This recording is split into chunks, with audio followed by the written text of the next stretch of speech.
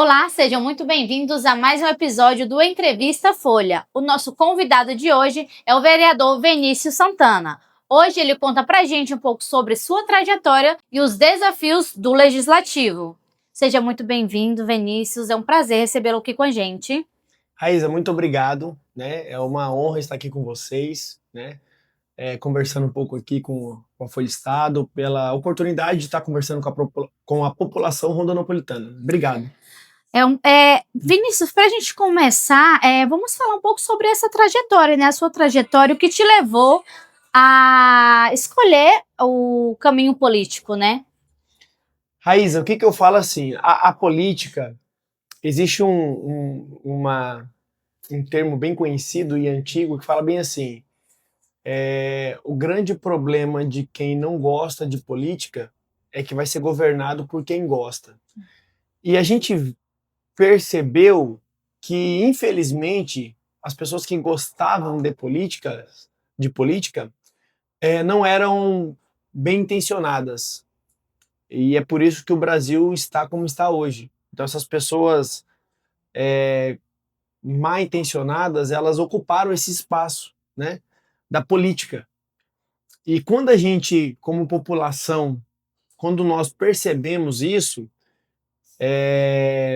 infelizmente foi num período que, não vou dizer tarde demais, porque nunca é tarde demais, mas nos gerou consequências negativas para o Brasil, enfim, para a nossa cidade, para o Estado, e foi quando a gente começou a perceber que a gente precisava ocupar esses espaços, né? E a gente começou a galgar na política, como ativista, defendendo sempre nossa pauta da direita, e foi quando a gente começou, de fato, a entender mais o que é política e a importância dela na sociedade. Isso é verdade. Querendo ou não, a política está no meio de tudo que a Tudo. gente vive hoje, né? E recentemente você assumiu, né, uma cadeira lá dentro da Câmara Municipal, né, como suplente da vereadora Luciana Horta. Sim. E aí a gente viu realmente, a gente como jornalista tem trabalhado isso, tem pesquisado, tem se informado, que você já chegou realmente com vontade de fazer acontecer. É, quais são os seus quais foram os seus primeiros passos, né? E se tem algum projeto em andamento que a Luciana Horta deixou para você dar andamento, né? Ou se você já tem seus próprios projetos, né? Para esses dias que você vai ficar aí à frente. A gente assumiu uma grande responsabilidade, né, quando nós assumimos a vaga da doutora Luciana, ela que foi a vereadora mais votada de Rondonópolis, é uma vereadora bem atuante, então a gente carrega uma grande responsabilidade nisso. E a gente iniciou, inclusive aprovamos ontem um projeto de suma importância, que é uma pauta da doutora Luciana, juntamente com a juíza Maria Mazzarello e as desembargadoras Maria Erotides e Maria Aparecida, que é sobre o feminicídio. E a gente conseguiu, e a pedido, né, isso foi um feito muito positivo para nós, que já iniciamos já aprovando um projeto no Legislativo, que é a lei que deu o nome em homenagem, né, a Raquel Catani. E essa lei, ela autoriza o município, Raíza, a cuidar das crianças que foram vítimas do feminicídio, né? Essas crianças que perderam a matriarca de sua casa, elas, muitas vezes, elas são desassistidas. O Estado, né, o município não cuida dessas crianças. E a gente precisa prevenir, precisa cuidar dessas crianças para que ela tenha um futuro melhor lá na frente, para que essas consequências que ela sofreu agora tenham um impacto menor lá na frente, que ela consiga ser um adulto responsável, mesmo com toda essa situação que aconteceu, porque afeta diretamente o emocional e o psicológico da pessoa. Imagina uma criança se abalada com isso. Então, como vai ser o futuro dessa criança? Então, a gente conseguimos aprovar esse projeto de lei, autorizando o município a cuidar dessas crianças, né, em toda a esfera, dar uma atenção maior na questão psicológica, na política, enfim, na questão de cadastros imobiliários. Então, tudo que ela tiver, tudo que um cidadão tem direito, essa criança ela vai ter uma atenção um pouco maior. Então, foi uma iniciativa dessa pauta que a Luciana defende, mas foi iniciativa nossa na questão do projeto de lei através da indicação aí das desembargadoras e da juíza, né? Muito bom. É exatamente como você mencionou. Essas crianças ficam desassistidas, né? E elas perdem pessoas, elas perderam a pessoa mais importante da vida delas, né? O feminicídio, infelizmente, o nosso estado ainda é campeão nisso. Sim, É histórico e é triste, inclusive. E eu acho realmente importantíssimo ter esse projeto, né? Porque às vezes você pensa muito no feminicídio, só que existe gente que sofre as com isso, famílias, né? a família toda sofre com isso, a família toda perde com isso. Infelizmente o feminicídio aconteceu, a única coisa que tem que fazer é punir quem fez, mas tem que dar essa assistência para quem está ficando aí, né, sem sua mãe. Falando sobre outras pautas também, que a gente viu que você defende muito, né, outras pautas, como o autismo, a gente viu que você quer trabalhar sobre isso. Pode falar um pouco pra gente sobre essas pautas que você quer levar aí nos seus dias que você tiver no poder da arte? Sim. Raiz, aqui que eu falo assim, eu sou um cara assim direitista, né? Eu defendo as pautas da direita e muitas pessoas não entendem. Falam assim, ah, mas a direita só pensa nisso, a direita não pensa no social. Não, isso é mentira. A diferença é que a gente defende a parte de assistência como meio, não como fim, né? A gente é aquela parábola, aquele ditado de ensina a pescar e não dá o peixe, é Exatamente. mais ou menos sobre isso. Então a gente vê essa questão da assistência como meio. E o Estado ele tá para poder ajudar as pessoas que não têm capacidade de fazer por si só. E é isso que a gente defende. Então quem tem capacidade de fazer por si só, faça. O Estado não precisa cuidar diretamente dessas pessoas. Vamos deixar o Estado cuidar, canalizar o recurso, a energia, para atender essas pessoas que, infelizmente, elas são impossibilitadas por algum motivo. Seja questão psicológica, seja questão física, social, enfim. Então, o Estado, a gente acredita nisso. Não interfira em quem está dando certo. Vai lá e ajuda quem precisa da sua ajuda. Então, o autismo, a gente percebe que a gente entende hoje, né? Hoje está muito mais vivo isso, é que é um público que infelizmente ainda é desassistido. A gente teve algumas conversas já com algumas pessoas que estão à frente dessa pauta, dessa bandeira. Eu tenho um filho que tem autismo, então assim, a gente entende na prática como que funciona. E a gente vê muitas deficiências do Estado para com esse público, né? Com essas crianças, adolescentes e adultos também. Não tem um suporte, não dá um suporte, né? Essa criança, ela vai conseguir estar na escola, ter um professor auxiliar. Hoje a gente percebe, por exemplo, uma grande dificuldade do diagnóstico. E você vê que e é caro, isso é muito caro, né? Fazer todos os exames, todas as terapias, isso é muito caro para quem, principalmente quem não tem condição, ele não vai conseguir fazer nunca.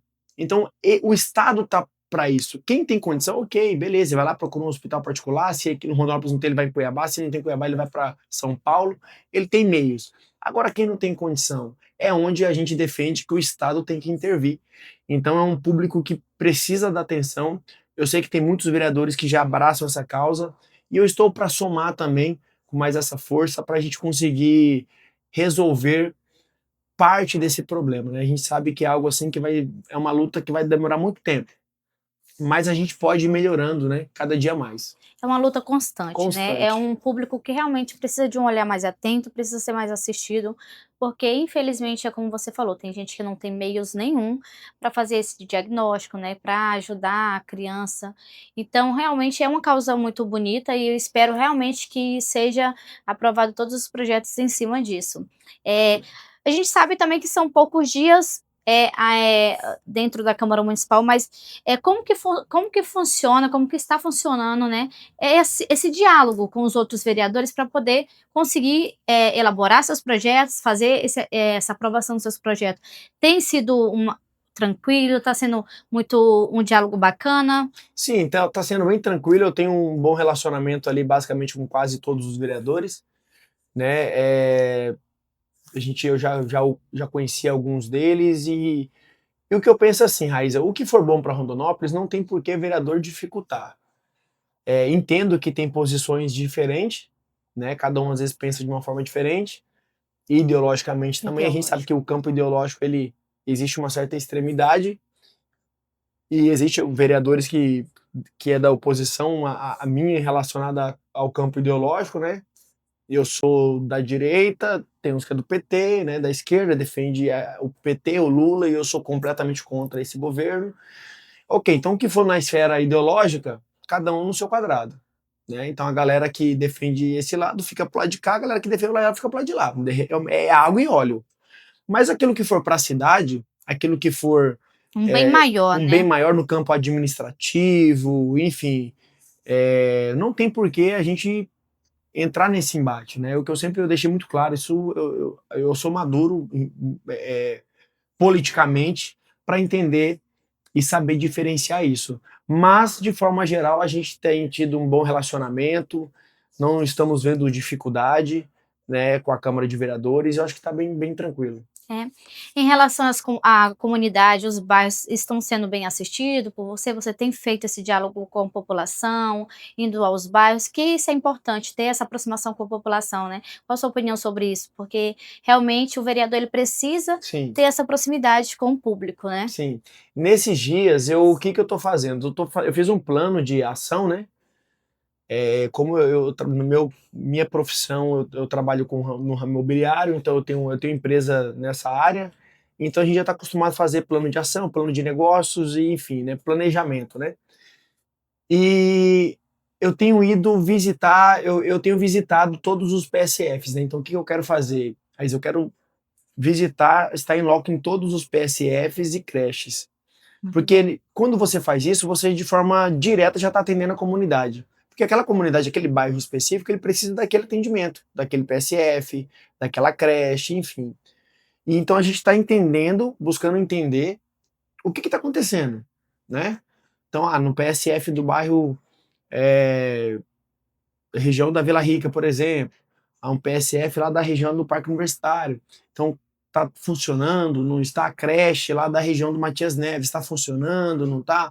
E a gente tem feito já algumas indicações. Então, é uma forma que eu achei de mostrar na prática e atender aquela comunidade de cada região, né? E a gente já começou a pontuar, já fizemos bastante indicações já de melhorias para o executivo relacionado a esses prédios. A gente sabe que é pouco tempo, então a gente tenta trabalhar da melhor forma, Sim. né? Você está tentando trabalhar da melhor forma o pouco tempo que você tem Sim. para estar presente com a população.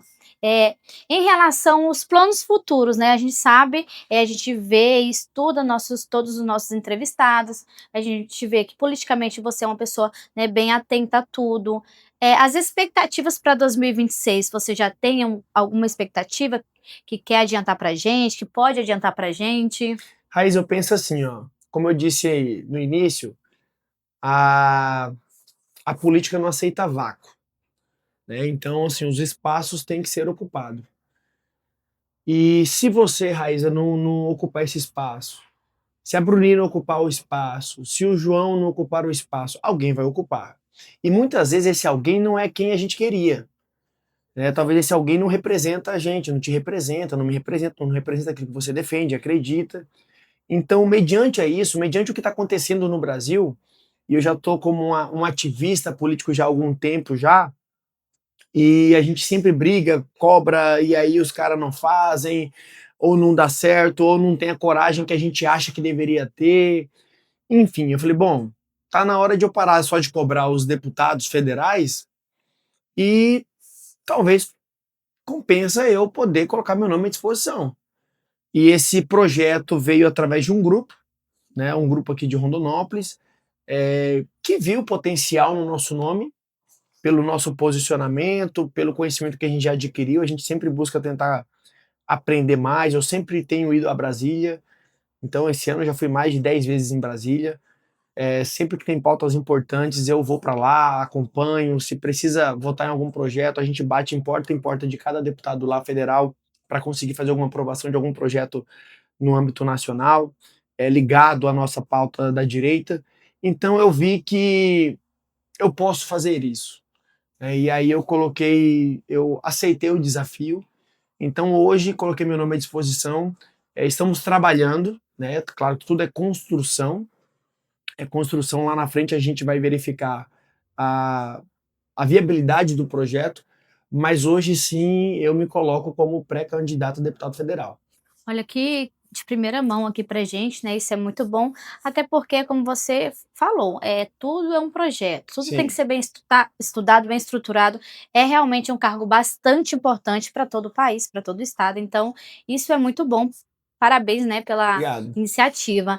Então, assim, para a gente finalizar, o recado que você daria para a população de Rondonópolis, lá na Câmara Municipal, né, dentro da Câmara Municipal, que eles podem esperar, nesses dias que você está aí, representando eles, e também um recado, né, para o que as pessoas podem esperar você como pré-candidato federal aí nesses próximos anos. Rondonópolis pode contar com a Câmara de Vereadores e eu falo assim, não só contar, e cobrar também. A Câmara de Vereadores, ela é a ponte entre população e executivo, né? O executivo, o prefeito, a prefeitura, eles executam aquilo que a população almeja, aquilo que a população necessita, mas quem vai falar isso para o executivo? São os vereadores. Então, os vereadores têm essa responsabilidade de ser o porta-voz, né? O vereador ele tem essa responsabilidade de ser o porta-voz da população. Então, cobrem os vereadores, podem cobrar este vereador, Vinícius Santana.